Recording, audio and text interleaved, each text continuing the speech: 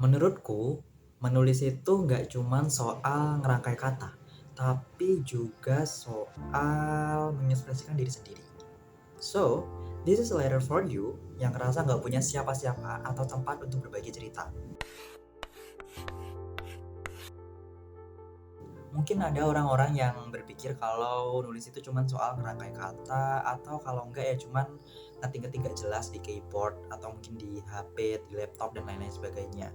Tapi setelah aku menjalani banyak hal dengan menulis, setelah aku melakukan banyak kegiatan menulis, aku menemukan ada sesuatu yang spesial dari kegiatan menulis. Jadi dulu sejak SD aku tuh suka banget yang namanya nulis, entah itu nulis diary, dongeng, cerpen, cerita fiksi. Pokoknya aku suka banget sama yang namanya nulis dan juga baca.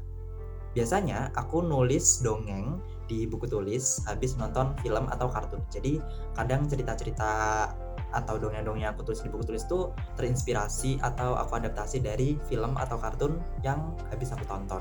Terus waktu SMP, kalau mungkin teman-teman SMP masih ingat, aku juga suka banget nulis cerita. Bahkan aku lebih memilih untuk menghabiskan uang saku bulananku untuk membeli banyak buku tulis. Kalian tahu buku tulis yang biasanya buat ibu-ibu arisan, tapi bukan yang besar, yang ukuran A5 gitu. Nah, buku-buku kayak gitu, mending menghabiskan uangku untuk membeli buku-buku tulis tersebut dibandingkan untuk membeli kebutuhan sehari-hariku waktu di asrama. Dan dari buku-buku tersebut, kadang aku jadiin sebuah cerita kayak novel gitu, yang targetnya tuh aku harus bisa nulis cerita sampai satu buku full gitu. Jadi aku nulis tiap hari, berimajinasi tiap hari dengan cerita-cerita yang ada di kepalaku. Nah, dari situ aku sadar kalau ternyata buku-buku yang aku beli itu nggak cuman kugunakan untuk menulis cerita-cerita atau dongeng-dongeng fiksi yang akhirnya aku salurin imajinasi-imajinasi yang ada di kepalaku. Tapi buku tulis itu juga membuatku ngerasa kayak aku punya sesuatu atau media yang bisa mengekspresikan diriku sendiri. Jadi menulis ini membuat aku tertantang untuk mengeluarkan apa yang ada di dalam diriku, kayak jati diri, image, atau hal yang lainnya, dan itu malah membentuk ekspresi yang ada dalam diriku. Misalnya kayak karena aku suka nulis soal dunia sihir atau fantasi-fantasi seperti itu ya, maka ekspresi yang ada dalam diriku ya aku lebih suka dunia fantasi, suka menghayal, berimajinasi dan lain-lain seperti itu. Dan menulis ini ya membuatku menemukan, oh ekspresi diriku tuh seperti ini, jati diriku tuh seperti ini, gitu. Ada masa dimana imajinasiku tuh kadang nggak keluar, dan kadang juga imajinasiku malah terlalu liar sampai-sampai akhirnya satu ide belum selesai aku malah menulis cerita dari ide yang lain. Jadinya satu buku ini belum selesai aku berpindah ke buku yang lain, dan inilah alasan kenapa aku membeli banyak sekali buku tulis, karena ya itu, satu ide belum selesai, satu ide lain udah aku kerjakan. Satu buku belum full, satu buku lagi udah aku beli dan aku tulis lagi dari awal. Bahkan aku juga pernah menyobek buku tersebut. Jadi gini, kalau misalkan ada satu buku tulis udah selesai setengah gitu, terus ada imajinasi liar yang membuatku harus menulis ide baru ini, akhirnya setengah buku yang udah tertulis banyak cerita itu aku sobek, terus aku mulai nulis dari awal lagi dari sisa halaman-halaman yang ada di buku tulis itu. Dan disitulah aku menemukan hal yang spesial dari menulis. Jadi cerita yang aku tulis itu pada akhirnya nggak jauh-jauh dari apa yang sebenarnya aku alami, kulihat, kurasakan di kehidupan nyata.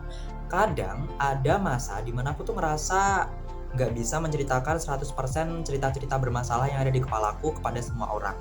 Even itu adalah teman-teman dekatku yang udah sukarela meluangkan waktunya untuk mendengarkan aku bercerita panjang lebar. Terima kasih kepada kalian semua ya.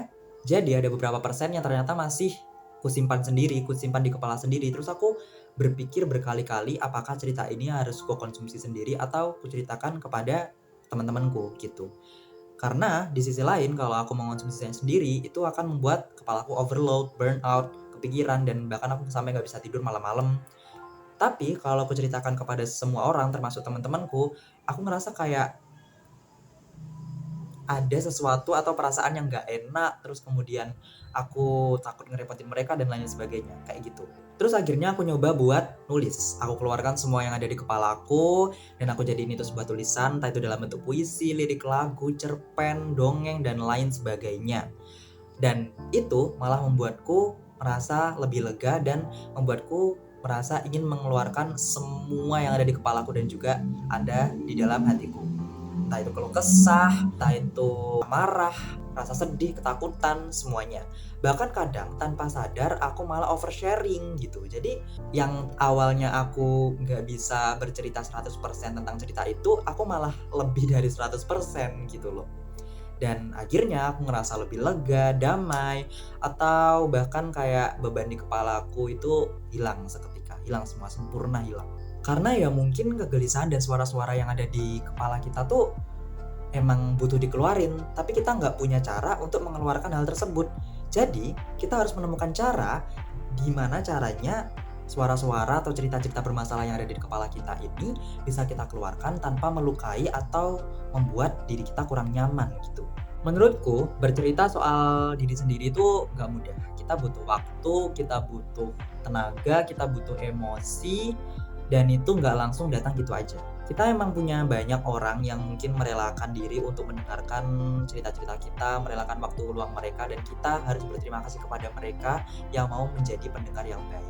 Tapi, jika kita merasa khawatir atau kurang nyaman dan juga hal itu belum membuat kita merasa lega, percayalah kalau ada banyak cara yang membuat kita akan merasa lebih lega kalau kita mengeluarkan semua yang ada di kepala kita.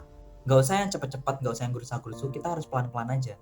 Kita pelan-pelan menemukan cara yang paling nyaman untuk diri kita sendiri, mengeluarkan keluh kesah dan juga cerita-cerita, suara-suara yang buat kita kepikiran.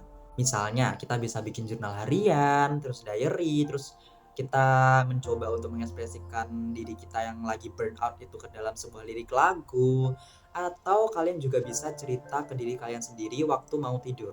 Jadi misalnya kalian mau tidur nih, terus kalian mencoba untuk refleksi kepada diri sendiri. Kalian cerita apa hal-hal lucu yang ada dalam hari ini, apa kejadian-kejadian yang membuat kalian takut pada hari ini, dan kalian gak usah cerita yang kayak teriak gitu, gak usah. Bisik-bisik aja, terus pelan-pelan aja. Pokoknya yang bisa denger itu cuman kalian sendiri sama Tuhan yang ada di atas sana.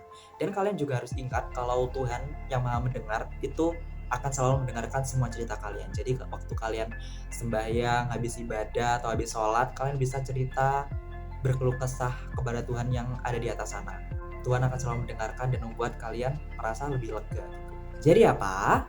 Yang pertama, kalian jangan pernah merasa sendiri. Yang kedua, temukan banyak hal yang bisa membuat kalian merasa lega. Dan yang ketiga, banyak hal yang bisa kalian lakukan untuk bercerita tanpa melukai diri sendiri atau membuat diri kalian kurang nyaman. Yang keempat, kalian mungkin bisa mencoba untuk nulis dan kalian akan menemukan letak ajaibnya. Have a nice day!